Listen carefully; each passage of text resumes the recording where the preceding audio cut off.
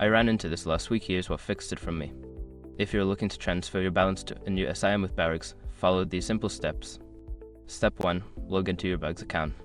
Visit the Bouygues website and log into your account using your credentials. This is where you'll manage your services and balances. Step 2. Navigate to the balance transfer section. Once logged in, find the section dedicated to balance transfers. This is usually located under My Account or Services. Step 3. Select the new SIM card. Choose the new SIM card you want to transfer the balance to. Make sure it is activated and ready to use. Step 4. Confirm the transfer. Review the details of your balance transfer and confirm the action. You may need to enter a verification code sent to your registered email or phone. Step 5. Check the balance on the new SIM.